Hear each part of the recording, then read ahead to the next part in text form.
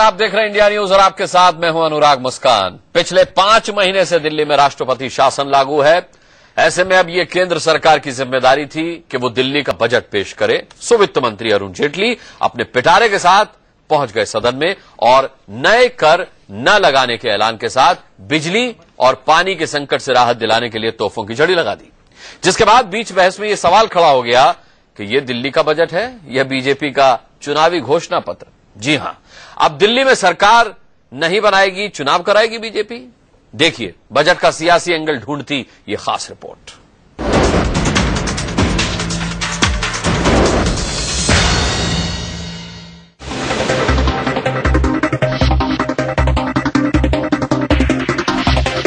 इस बजट में कोई नए टैक्सेस नहीं लगाए गए हैं।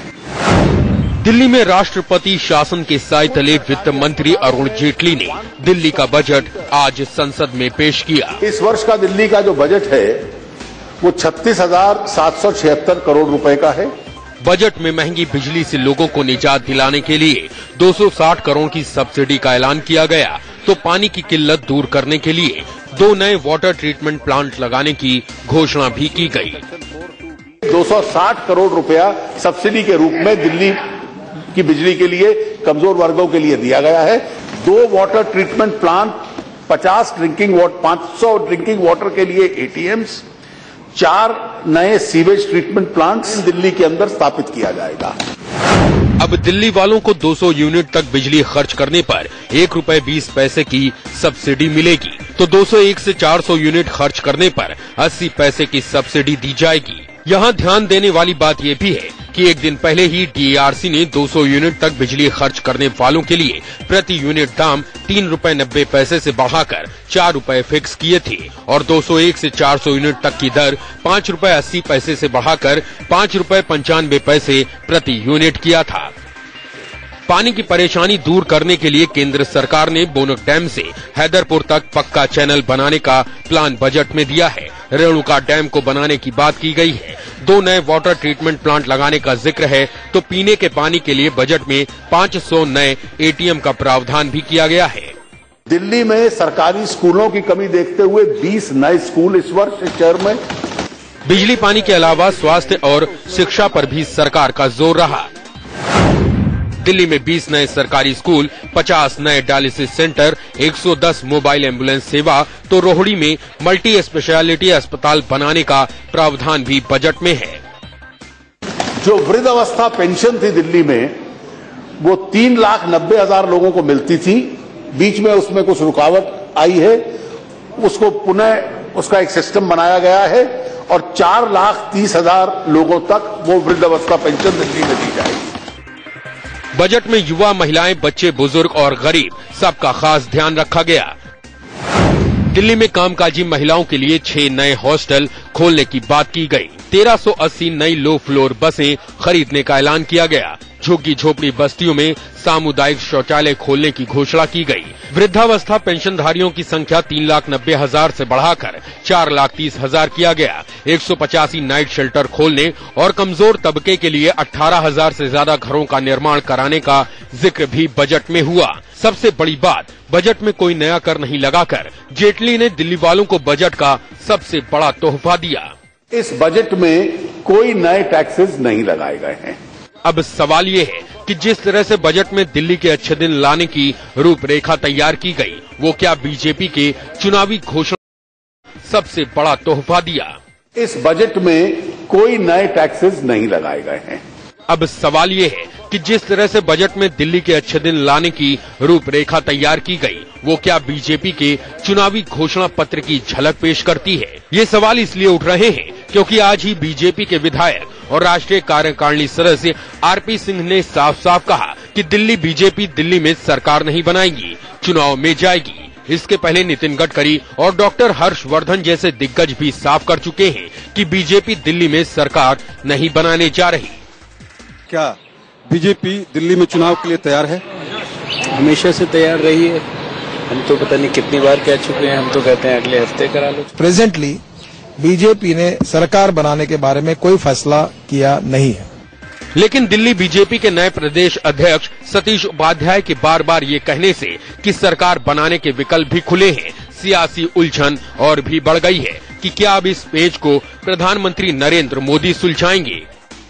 आज राष्ट्रपति शासन है, दिल्ली में जो संभावनाएं हैं वो आपके सामने है।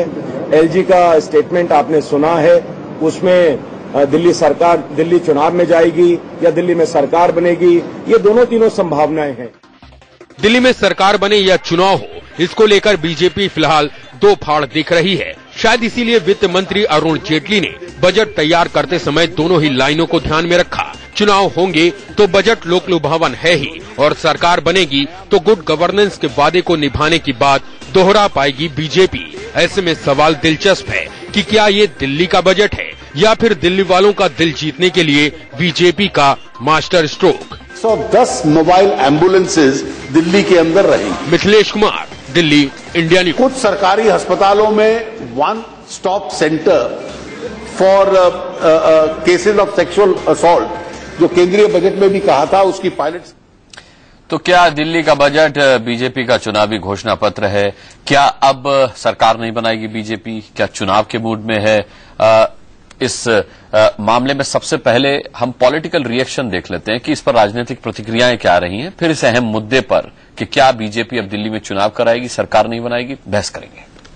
वो हेल्थ का सेक्टर हो, चाहे वो गरीब को पेंशन देने का हो, चाहे गरीबों को मकान देना हो, चाहे बिजली के लिए सब्सिडी देनी हो, चाहे झुग्गी झोंपड़ियों में शौचालय बनाना हो, चाहे पानी के एटीएम नए बनाने हो, इस सब में वित्त मंत्री जी को हम बधाई देना चाहते हैं। और इसको सरकार के साथ जोड़ने की कवायद मुझे लगता है कि आप सोच सकते हैं, लेकिन दिल्ली में अच्छे दिन आने चाहिए। देश में अच्छे दिन आए हैं और अच्छे दिन की शुरुआत दिल्ली में है।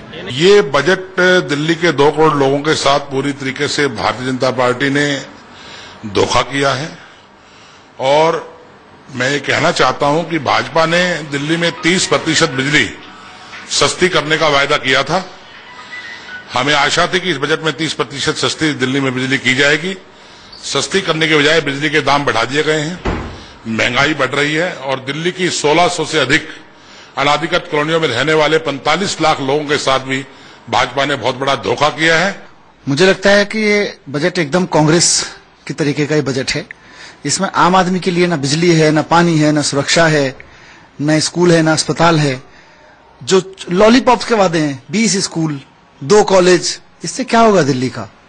दिल्ली को जिस मात्रा में स्कूल चाहिए आपको साहस दिखाना पड़ेगा देने के लिए। मनीष सिसोदिया भी इस पर टिप्पणी दे रहे थे। बहरहाल हम इस पर चर्चा करेंगे। हमारे साथ कांग्रेस से अनिल भारद्वाज जी जुड़े हुए हैं, विजेंद्र गुप्ता हमारे साथ है भारतीय जनता पार्टी से, संदीप दुबे हमारे साथ आम आदमी पार्टी के नेता, और आशीष सरकार हमारे साथ है इकोनॉमिस्ट। सबसे पहले आशीष सरकार, मैं आप ही से पूछना चाहूंगा, कैसा बजट लगा आपको? क्या ये वाकई में दिल्ली, ये कहा जा सकता है इस बजट को देखने के बाद कि देश के अच्छे दिन आए ना आए, दिल्ली वालों के तो कम से कम आ गए? देखिए, मैं पिछले 30 वर्षों से विभिन्न राज्यों के और केंद्र के बजट का विश्लेषण करता रहा हूं, और पिछले 3 दिन पहले मैं राजस्थान के बजट पे था, तो मैंने एक टिप्पणी की थी सबसे पहले ही कि ये पिछले 3 दशकों का सबसे बड़ा बजट है। और लगभग 2 घंटे में विजय राजे सिंधिया जी ने अपना बजट पेश किया था। और आज मैं ये कहते हुए मुझे बड़ा हर्ष है, बजट का एनालिसिस हम बाद में करेंगे, लेकिन इसने भी एक रिकॉर्ड बनाया है इस बजट ने। ये जो वित्त मंत्री जी का भाषण है दिल्ली राज्य के लिए, ये अपने आप में सबसे छोटा बजट है। इतना छोटा भाषण आज तक शायद ही किसी वित्त मंत्री ने स्वतंत्र भारत में दिया हो। जी, छोटा पैकेट है लेकिन बड़ा धमाल होगा। विजेंद्र गुप्ता, आपने तो चुनावी घोषणा पत्र जारी कर दिया, विरोधी पार्टियां कह रही हैं कि साफ तौर पर ये अब एक तरीके से आपने अपनी इमेज बिल्डिंग और उसकी प्रैक्टिस की है कि चुनाव कराने की तरफ आप कदम बढ़ा रहे हैं, या फिर एक डिलेमा की स्थिति आपने और पैदा कर दी है?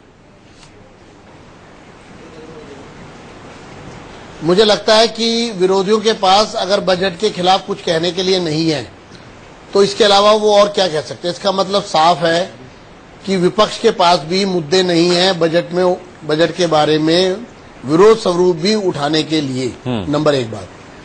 नंबर 2, हमारा ये कहना है कि कोई नया कर नहीं लगाया गया है। तीसरा, हमारा ये कहना है कि बिजली में 260 करोड़ 200 शायद 60 है, ये 250 करोड़ के करीब 260 करोड़ सब्सिडी दी गई है। और विकास की नई नई योजनाएं लाई गई हैं। 1350 बसेस जो हैं वो और बेड़े में शामिल की जा रही हैं। और इसके अलावा मेडिकल फैसिलिटीज और 108 का जो मेडिकल वो है अपना एम्बुलेंसेज लगभग 100 के करीब वो दिल्ली में चलेंगी और एक नया जो ट्रॉमा पेशेंट्स हैं या नहीं, वो हम सब सुन चुके, उसको ध्यान वो विजेंद्र जी वो हम सब सुन चुके, वो जेटली साहब से हम सब सुन चुके। मैं तो ये जानना चाह रहा हूं कि क्या बीजेपी इस बात का संकेत दे रही है कि अब वो सरकार नहीं बनाएगी, चुनाव में जाएगी?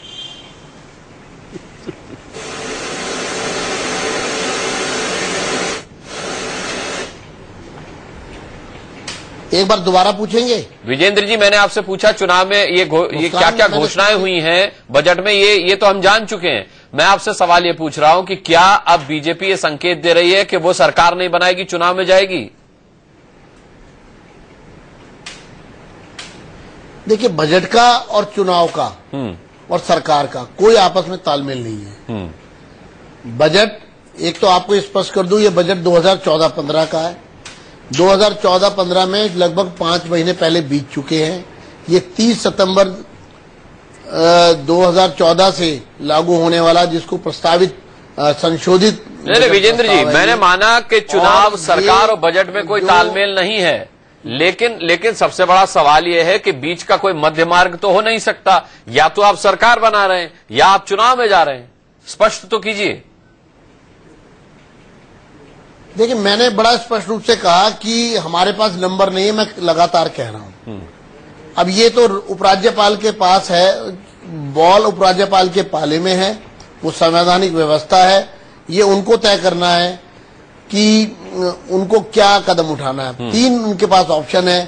क्या ये राष्ट्रपति शासन को और 6 महीने के लिए आगे बढ़ाया जाए? ठीक है विजेंद्र जी, आप पुराने ट्रैक पर आ गए, आप पुराने ट्रैक पर आ गए। अनिल भारद्वाज जी, ठीक है, मैं आऊंगा, विजेंद्र जी आऊंगा आपके पास। अनिल भारद्वाज जी, आम आदमी पार्टी को लगता है कि बीजेपी ने आज जो बजट पेश किया है वो बिल्कुल कांग्रेस के जैसा बजट है, कोई फर्क नहीं दोनों में, कुछ नहीं मिला दिल्ली की जनता को लॉलीपॉप के सिवा। नहीं, देखिए, बीजेपी तो पूरी तरह असमंजस में है।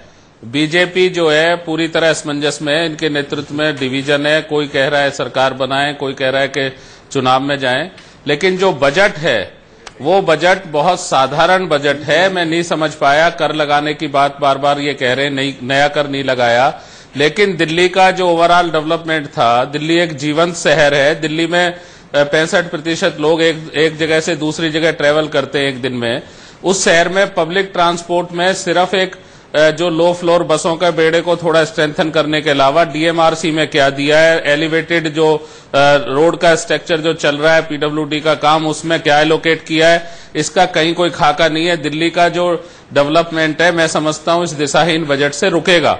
इस बजट में सिर्फ ये कोशिश की गई है, और जो सब्सिडाइज करने की बिजली की बात 260 करोड़ रुपए की है, ये वो भारतीय जनता पार्टी है जिसने अपने चुनावी घोषणा पत्र में, जिसे ये गीता बाइबल कहते हैं, उस चुनावी घोषणा पत्र में ये कहा था कि 30% दिल्ली में हम आएंगे, 30% बिजली के दाम कम करेंगे।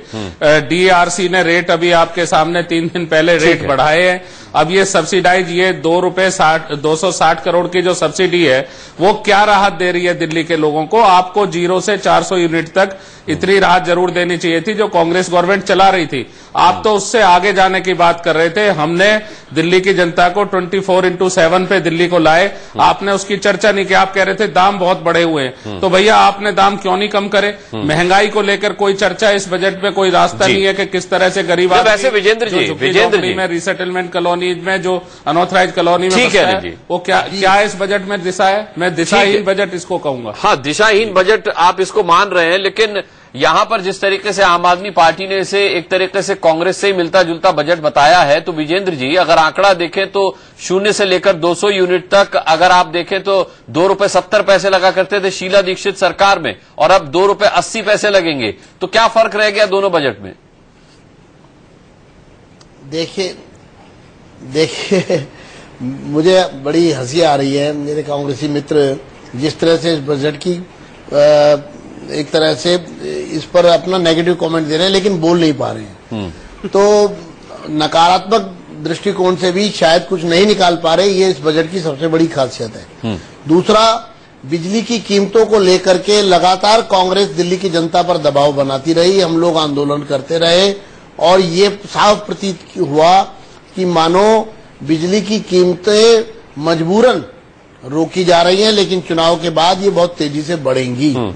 यहां तक कि केजरीवाल ने 49 दिन की सरकार में 1350 करोड़ रुपया सब्सिडी का ऐलान कर दिया, और वो ऐलान ये था कि डेवलपमेंट के कामों को रोककर वो पैसा वहां से निकाल करके और बिजली कंपनियों के मालिकों की जेब में पहुंचा दिया। ठीक है, तो आप ये जो 260 करोड़ रुपए बिजली की सब्सिडी का प्रस्ताव रखे हैं, क्या ये बिजली मालिकों के पास नहीं जा रही है सब्सिडी? ये तो दोहरा चरित्र फिर बीजेपी का हो गया।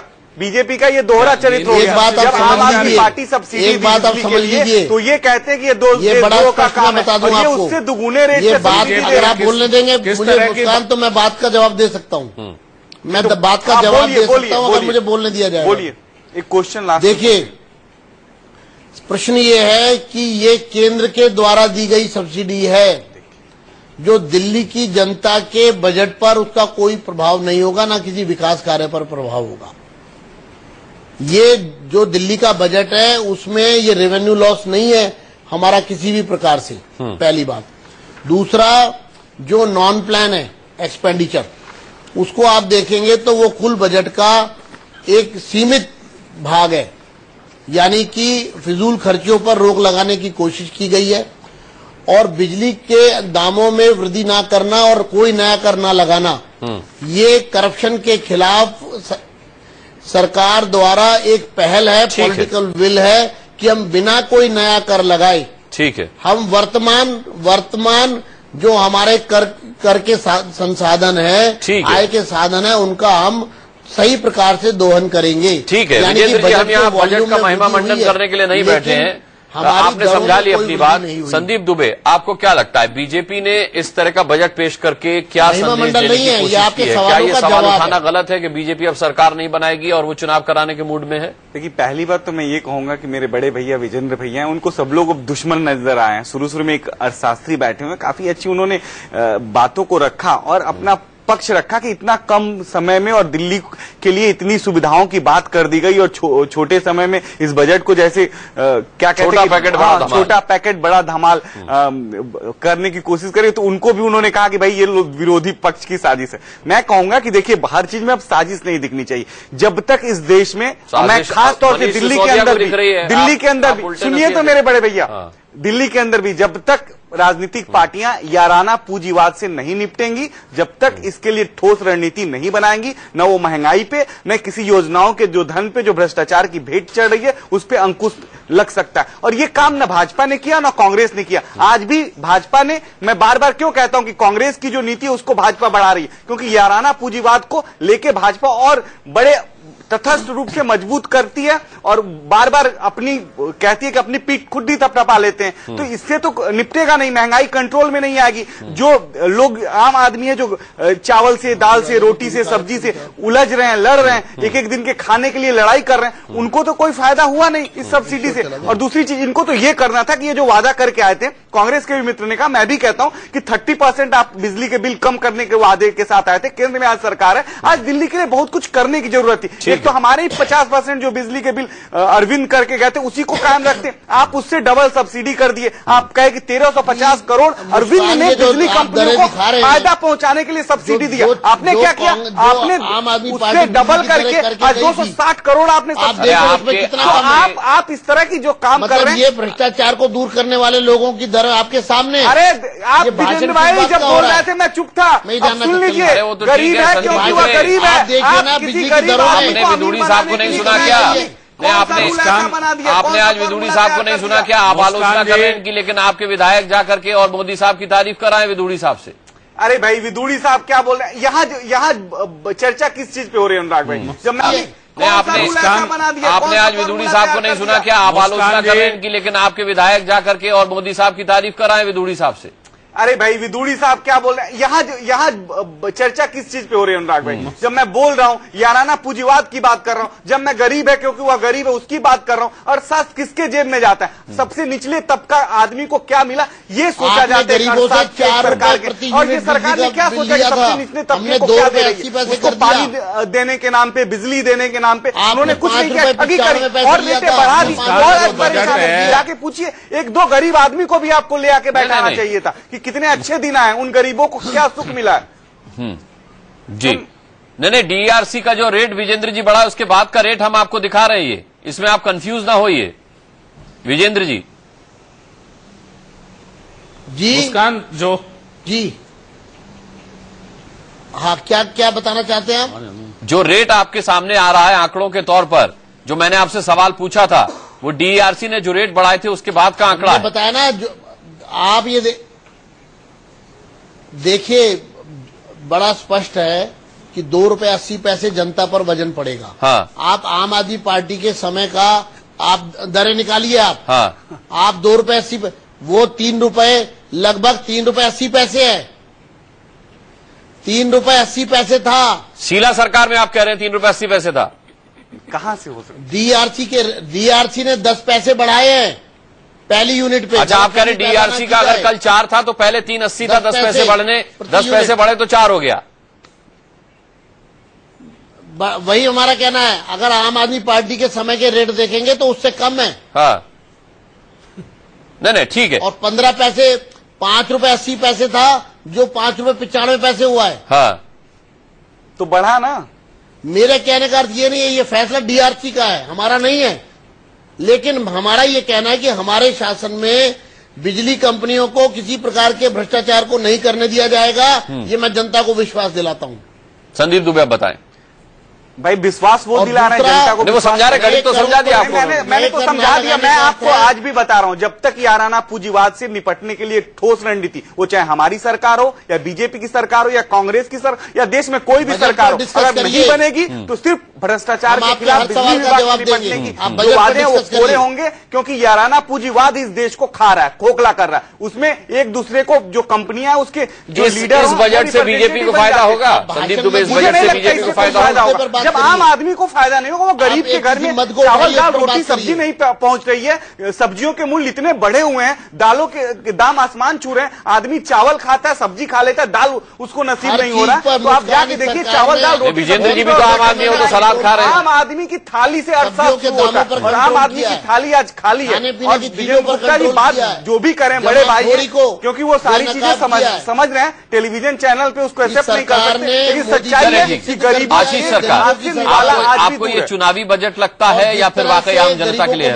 देखिए, मैं एक बात कहना चाहूंगा कि किसी राज्य का बजट, किसी राज्य का बजट या केंद्र का बजट एक बहुत सीरियस आर्थिक दस्तावेज होता है और इस पर पक्ष और विपक्ष की राजनीति करना और केवल इस आर्थिक मामलों पर चर्चा करना और केवल अपने राजनीतिक दृष्टिकोण को व्यक्त कर देना कोई ये समीक्षा नहीं है। इस समय इस राज्य की जो बिजली के बारे में बात सिर्फ रेट से नहीं की जा सकती है। इस समय 1600 अनधिकृत कॉलोनियों के अंदर 60 गांठ से या सीधे तौर पर या गैर अवैध रूप से सैकड़ों मशरूम की तरह फ्लैट्स बन गए हैं। इसका जो प्रेशर जो दिल्ली की बिजली कंपनियों पे आने वाला है और डिस्ट्रीब्यूशन के लिए जो केबल्स की आवश्यकता होगी उसका प्रावधान भी किया जाना चाहिए। आधी दिल्ली पानी से बूंद बूंद को त्रस्त है। मैं ये नहीं कह रहा हूं कि कौन सी पार्टी सत्ता में है, मैं तो केवल ये कह रहा हूं कि जो आर्थिक जो प्रगति है, जो विकास एक राजधानी में होना चाहिए, दिल्ली टोक्यो के बाद में सबसे ज्यादा जनसंख्या वाली घोषित हुई है और आज से 20 वर्ष बाद दिल्ली विश्व की सबसे सघन जनसंख्या वाली राजधानी बनने वाली है। ऐसी राजधानी के अंदर अगर आज से हम विकास की गति को नहीं देंगे और केवल ये कहेंगे कि साहब कांग्रेस पार्टी ने, आप पार्टी ने, भारतीय जनता पार्टी ने 2 रुपए 25 पैसे 4 रुपए की यूनिट दी है, उससे विकास नहीं होने वाला है। विकास के लिए सभी दलों को बड़ा सीरियस चिंता करनी चाहिए, चाहे वो ब्यूरोक्रेट हो, चाहे वो राजनीतिज्ञ हो, चाहे वो टेक्नोक्रेट हो, चाहे वो आम जनता हो। ठीक है, चलिए, बजट पर हमने चर्चा की कि ये दिल्ली का बजट है या फिर बीजेपी का चुनावी घोषणा पत्र है। हम बीच बहस में ये मुद्दा यहीं खत्म करते हैं, एक छोटा सा ब्रेक ले रहे हैं, उसके बाद दिल्ली में कैसे बनेगी सरकार, इस पर होगी चर्चा।